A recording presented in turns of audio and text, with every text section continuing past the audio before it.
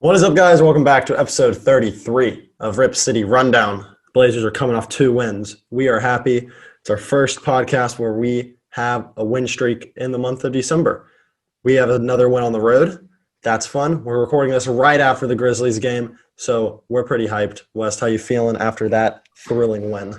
I am feeling so happy right now. First off, hello to everyone. The Blazers went 2-2 this week. Last time we went 500. I was still in school. I am now on Christmas break. I believe you are too, Cody. And the Blazers, back at home. Blazers coming off 2 wins. I am very happy. Got our second road win of the year. And we maybe look to build a little bit of a win streak here as 2021 comes to a close. But, I'm feeling really good right now. Yeah, if you were to tell me that we would have 2 road wins by the end of the year, I'd be like, no way. But obviously that's the case. But despite that, I'm feeling pretty good after that win. After coming, 11 out of the last 12 games, a loss. This would be before the Charlotte game. So awful month, but good thing that we got 2 wins in a row, starting to turn it around.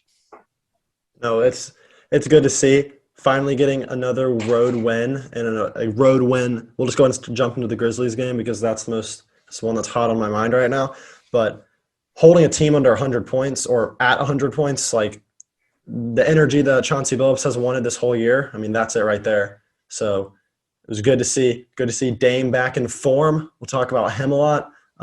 Give me the rundown on statistics in the Grizzlies game if you have them. I know Dylan Brooks had a career night, I can tell you that. Yep. All right, so Dame, first of all, had 17 points in the first quarter. I mean, he was en route for an insane game. Cooled off, though. Ended with 32, 9 for 19, 3 for 9 from 3. Hucked up some last second at the shot clock shots, though. So solid game. 5 assists, 5 turnovers over Dame. But how about Norman Powell? 28 points, 10 for 16. He was red hot tonight.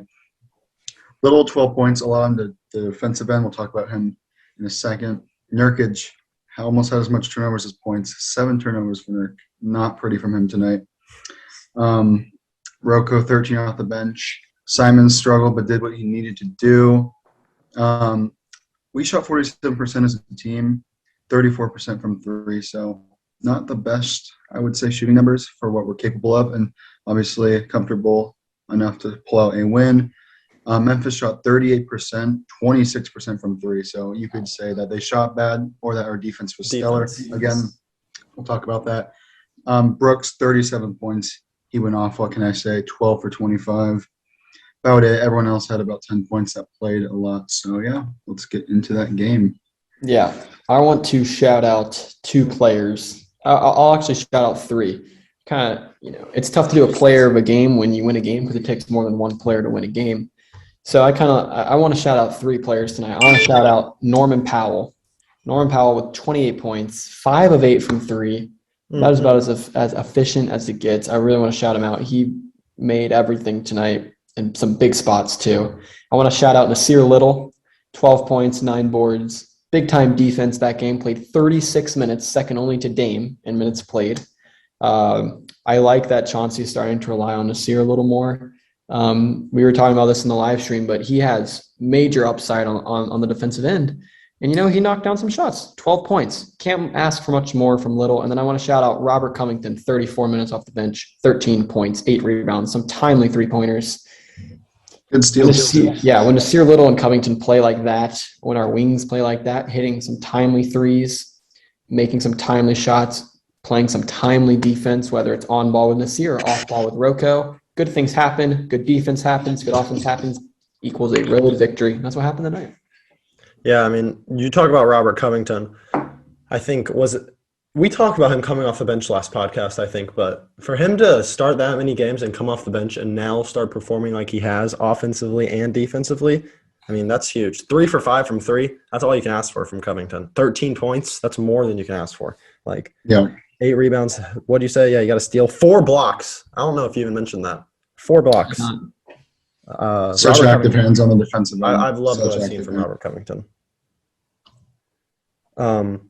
Anthony Simons, not the best game, but Anthony Simons is still proving that he is the future and an elite. I would say he's an elite backup point guard at this point. he didn't shoot the ball well, but he still impacted the game in a positive way. That bench, I know plus minus is not the best stat to look at, but Covington plus 12, McLemore plus 13, Simons plus 13. Look, That's huge when the bench, the non-Damian Lillard minutes are in the plus. I don't even care who's on the floor. this team right now, without CJ McCollum, is playing better defense. The offense struggles a little bit. I mean, we only put up 105. I mean, that's not horrible with the way the game's called these days. You know, definitely it's been lower scoring this year. But an improved defense, especially on the road, I mean, holding a team 26% from three is really solid. Definitely they missed some shots. But, you know, part of that is defense. However, with CJ and his collapsed along, I'm curious to see if the Blazers ease him back into it and bring CJ off the bench. I wouldn't be opposed to that. I think he jumps back in the starting lineup very soon. And basically you're replacing CJ with Ben McLemore. In my opinion, that's an insane bench. I get you don't, that's not the long-term answer, but it would be interesting to see CJ coming off the bench because in my opinion, we talk about it every podcast, a 3-guard lineup does not work defensively. So, and you're not moving Norm to the bench. He's a little bit worse of an offensive player than CJ, but he's way more efficient. He plays better defense. So I'll pose the question to you guys. Given that if we were to trade CJ or move on from CJ and bring in a wing player, which wing would you want to keep in the starting lineup? And even which wing, just which wing would you rather keep in the starting lineup? Are you a Nasir Little guy or are you a Larry Nance Jr.? Which one do you like in the starting lineup? Because both have shown big flashes of success in the starting lineup. I'm going to say just instantly Little, no hesitation. Just the energy he brings, and I think he shoots way better than Larry Nance, and he's going to have moments where you have wide open shots and you got to hit them. I don't see Lance making much wide open threes, if I'm being honest. Speaking of having offensive game, there was one point in the middle of that game where there was like 5 on the shot clock, Little drive, step back 2, swish. I was like, that's a bad shot, but maybe that's not a bad shot. I will also take Nasir Little in that scenario over Larry Nance Jr. Here's an interesting thing. Obviously, Nurk with a rough game, but if you trade like a Nurk and a Covington or a CJ, it really doesn't matter. And you bring in, say, someone like Jeremy Grant, for example, from Detroit. You start Little with Grant, and then you have Dame, I guess you could say Nurk. It really depends on who we trade for, but like you basically slotting in a really good power forward instead of Nance. Like I think Little is way more, what's the word? Like he has way more switchability in the starting lineup. Like he's more athletic. Like Nance, you're not comfortable with Nance switching onto a guard as much as you are with Little. Yeah, true. I think the thing that Nance brings the most is just more like vocal leadership and like more IQ plays. Like he's gonna make the right play. He only took 3 shots tonight, and that's because his goal isn't to shoot. So I do like that about him. He's all about just making the right play. So that's what I like the most about Nance for sure. But let's go ahead and talk a little bit about the other game that happened earlier this week. One more thing I want to say about that game. That was pretty fun to watch. Give me the one more thing I wanted to say about that game. 20 turnovers versus 8. I mean, if we versus 8, like more than double. If we narrow that, it's a more comfortable dub, and we rebounded them 51-33. We out-rebounded? Well, let's actually, before we go to the Hornets game, let's go in the negatives of this game. You got something to say? A negative? I got one more thing to say. This is why I hate plus minus. Dame had the worst plus minus today, -7. I mean, yeah, that's why plus minus isn't the best stat, but Nurk was -2. But from the eye test, Nurk played horribly. Yeah, that's what I was going to get into. Let's talk about Nurk here. Nurk's an interesting guy to talk about because this was probably his worst game of the year, I would say. So it's not like we can. I mean, he has had some other bad performances, but you gotta remember he's our only player who's like that type, like that big. Someone who's that big, and it's like. No, I get that, but I don't want to like. That's the problem with the construction of the roster in the first place. We don't have any other big-bodied center. Well, we have Cody Zeller. I mean, I'm not saying he's good, but he's another body. He's like 6'9". He's not that big. Yeah, I understand that. Yeah, we don't have another. Hurt, so I mean, obviously, big guy. Nurkic has had to play a large role. But I mean, the Charlotte game, Nurk fouled out. He played 15 minutes and he had 6 We'll fouls. talk about that. We'll talk about that. Like Um, Nurk's been a little annoying. He doesn't make the right play a Does lot he of know? times. Does he know his contract's up next year? I'm just saying. he's in a contract He year. does. But then again, having Nurkic's contract be up, that does make it a very tradable asset. Just want to throw that out there. I think Nurk is more likely to be traded over CJ. I think so? personally think so. I don't know. I just think like Dame would vouch for CJ to stay more than Nurk. I mean, especially after these last few games. I mean, Nurk sometimes there's certain plays where he just doesn't look interested. I know it's not a lack of talent. He is a very talented center. It's just like he had one sequence where he like turned the ball over, gave up an offensive rebound, turned the ball over again, and then got an and one called against him. It's just like, dude, you're shooting us out of the game. You're playing us out of the game. It's like, I don't know. I do want to cut him a little bit of slack because I feel like sometimes I don't think he's like 110% like mentally committed to all his moves because, he's coming off some pretty significant like injuries. So I do want to cut him slack there. I mean, when you're 7 feet, 290, every fall probably hurts like crap. But that does not excuse 7 turnovers. So I'm not excusing him, just giving some perspective there. The reason I would agree with you, the reason like Nurk would be more tradable than CJ is because he's only on like a $12 million contract, I think, which is so much more tradable. You got a lot more options you can go with CJ, given the fact he's making $30+ million. Like you're probably gonna have to trade him for someone that's an all-star almost, or has been an all-star before, because only all-stars are making that much money. So Nurk would be a really tradable asset. But if we were to trade Nurk, we can't just trade Nurk for Cookies. Yeah, it's got to be something in return. We have to get a starting center, or if we are to do a huge clean house and make moves, and maybe CJ for a center and Nurk for something else. But I don't know. There's a lot. Are we good with transitioning a little bit here? Yeah. All right. Transitioning to the Charlotte Hornets game. Blazers win 125-116. Absolutely burning the Nets down. Let's get into some stats there, Cody. Some stats. Yeah. So, first of all, as a team, 51%, 44% from downtown. That is what you like to see. Dame with, I think we can say his best game of the year. 43 points, 12 for 19, and 6 for 11 threes. So over 50% three-point shooting, which is absolutely phenomenal.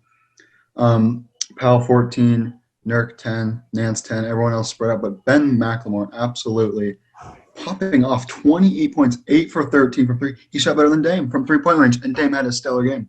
It was just a beautiful night. I mean, we just hit the grounds running from the start and they almost came back. But anyway, we'll get into that. Charlotte stats, LaMelo Ball, 27 points.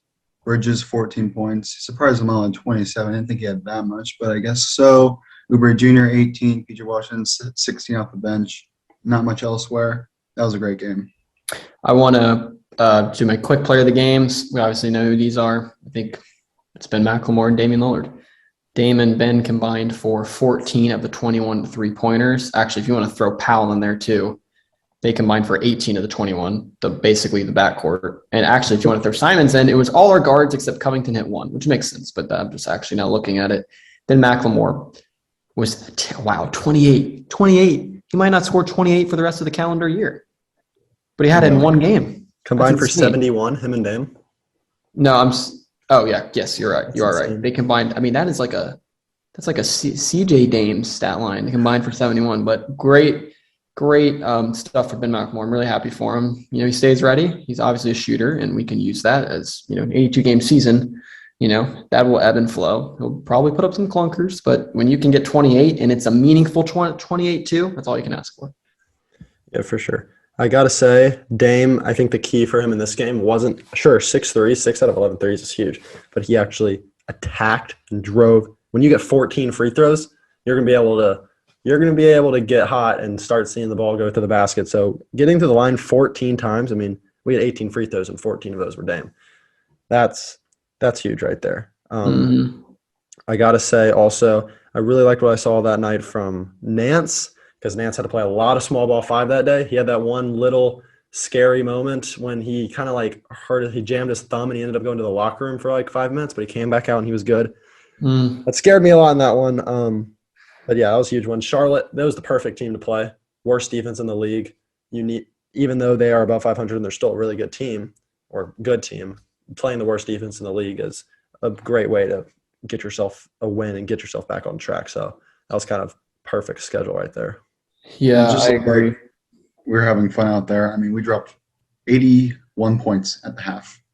81 points at the half. It's either the most points. I think we had the most 3-pointers in a half in Blazers history in the first half.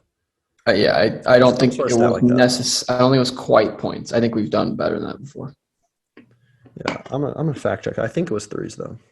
We were on route for 160, but obviously they got kind of close at the end. They're not gonna lie. Yeah, it said 16 3-pointers in the first half as a franchise record. So yeah, there's strong records out there. But no, that was a game. The one scary part of the game was the fact that when you're up by 30 and you end up letting them back in the game like that, it's kind of annoying because you would hope that the Blazers were going to have like an easy win and not have to stress at the end of the game. Yeah. But they did. And getting the win is the most important thing, though.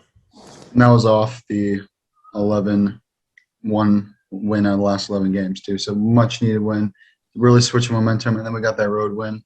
And then we're going into this homestand. I mean, things are looking up after a rough month. You're in fantasy football playoffs, right, West? Yeah, I actually just got the message. What happened? Oh, right. I have the Tampa Bay kicker. He just missed a 45-yarder because yay me. It's all right. It's fantasy football. It's luck. It's not luck. The Blazers winning. So anyway, sorry that really threw us off track there, but yeah, that's unfortunate. Let's just do a quick little rundown of the 2 other games earlier in the week. We obviously lost to the Grizzlies and lost to the Suns. 2 games. I didn't really watch any of the Grizzlies game. I gotta say that. Yeah, Suns game watched in full. That was an unfortunate loss, but if you want to do a little bit of statistics for that, nothing too major. Obviously. Okay. Back in these 2 games. We'll do the Grizzlies game first. So at home we lost 113-103. We shot 37% from the field. 37, which is just awful. They shot 47. Not much to say. Scoring was pretty spread out. Simons had 22 that game, I will say. Phoenix game, you're not expected to win, but then again, they didn't have Booker, so it's like, come on. And at that point, we're like, can we just get one win after all these losses? Dame had a 30-piece, 11 for 31, though, so he took a crap ton of shots. Not much more to say. Scoring pretty spread out other than that. They shot 47% from the field. But, yeah, only put up 111 points. But, yeah, let's talk about those games. I think for the Grizzlies game, I watched it from beginning to end. We didn't play bad necessarily. We had a solid first half. We actually had the lead midway through the third, had a 2-point lead to start the fourth quarter. Grizzlies then on just 4 straight possessions hit 4 threes to open the fourth quarter in a row to go up 92 to 82. Yeah, they went up 10. That kind of tended to seal it there, especially, the Grizzlies playing aggressive defense. They have, as we saw tonight, even in the road game that we won. Dylan Brooks is a feisty defender. He's, from our perspective, he's a very unlikable defender because he plays so hard. But, he did well against Dame in the fourth. But, yeah, really not much to say about that game other than the fact that was literally kind of like tonight. They just hit their shots down the stretch. Desmond Bane hit 2 threes. Brooks hit a 3. They just kept us at arm's length the rest of the way. I mean, it's really not much to say about that game. I mean, when you 1 second. Okay, so Grizzlies shot 48%, and we held them to 113 points. I mean, that's not – I wouldn't say that's bad defense, but we got 103 points. We got to make our shots that game. So, all right. The thing with the Grizzlies, I feel like ever since the bubble, we kind of had a little, rivalry with them. Like, every single game with them is super chippy. It's like Dylan Brooks wants to prove that. Dylan Brooks does kind of lead that chippiness, though. He kind of likes to play that way. I don't know. I guess it gives him an edge. To me, it doesn't make him any better or worse. It's kind of just annoying, which is probably what he's trying to go for. But yeah, from a fan perspective, it's not that cool. So But it could just be like that's how the Grizzlies play every night, and I think I don't know. When every game is like that, I think you're onto something with like the whole rivalry thing. nothing major, but something a little bit. It's almost like we Two played a two playoff teams, series before. two teams that are always between the 7 and 10 seed. Yeah. My one takeaway from the Suns game is That game. like we played. It was like one of those games where you thought it was the turning point, and I think almost it still kind of was, because that was like our first time we played a really good team really well in a while. The first time since we started that losing streak. So despite us losing that game, I came out of that game not too frustrated. I mean, CP3 kind of just took over in crunch time, had no one to stop 8 in the whole game. But that's the second best team in the league record-wise. So even without Devin Booker, I still wasn't too frustrated that we lost that game. Yeah, the only reason why I was frustrated is because we were up 101. It's basically what it was tonight. Up 101, 100, about 10 seconds left. Powell splits. Chris Paul comes down, push off jumper, sends it to overtime. Obviously losing overtime. We had that game.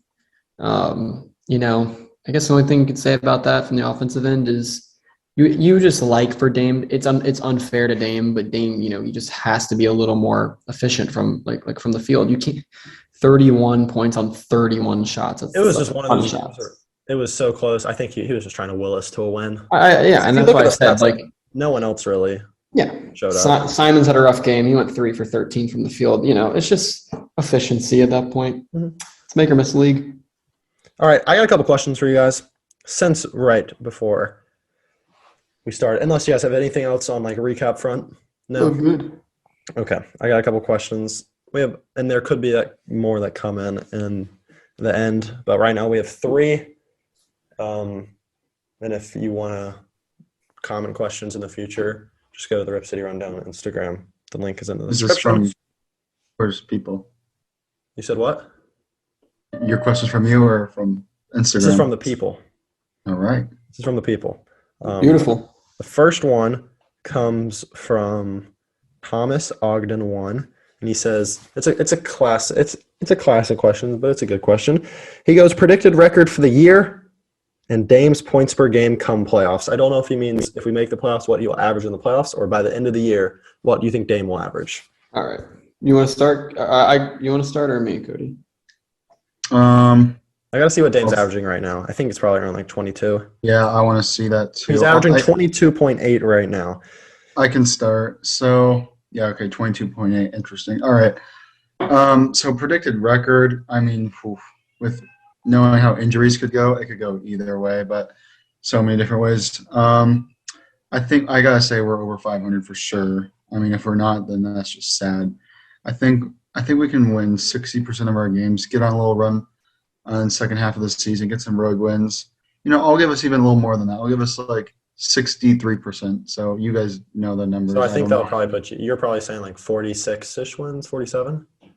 If out of 80, because 41 and 41 is 500, obviously.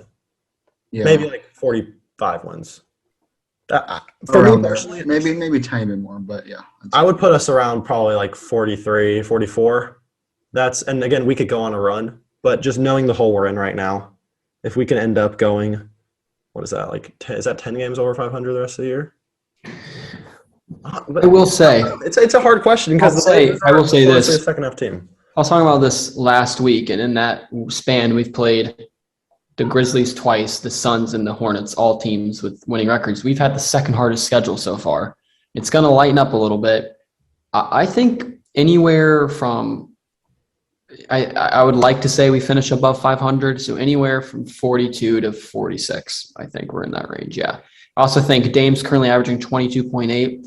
I think with the second half run, I think he could average like 24.5. I was going to say 25. Yeah. It's just again, this many games in a year. Average like 28 the rest of the year, which he could. He could, with CJ coming back. I don't know if that'll take some away some of his shots, but I'll say he averages 24, 25. somewhere in that realm, just because I don't think he'll need to score that much, honestly. Next, another question just came in the middle. I'll do this question right now because I like it. He goes, this is from Daejung Choi 1. He goes, biggest current problem with our team. What is the biggest current problem with our team? And then he adds on, so we'll answer that question first. And he goes, if we trade CJ/Nurk for either Sabonis, Turner, or Simmons, how will it affect our team? So first of all, what do you think is the biggest problem with our team right now? I think this has nothing to do with player construction. I just think it's ball security / turnovers. Literally, we are losing the turnover margin every night. It shocks me this is the case because Chauncey Billups, and I say this all the time, he literally was a championship caliber point guard while he was playing. So he knows a thing or two about ball security. So I am very shocked that we've really struggled with turnovers, but it seems there's about 5 or 6 boneheaded plays a game we make, whether it's, an inbounds pass that they steal or a tip, and or a jump ball tip, that doesn't classify as a turnover, but like plays like that, I think we turn the ball over too much. I think if we limit those down, maybe cut those in half, maybe you average 10 turnovers a game instead of 20, you're getting 10 more shots a game. It's huge for this team.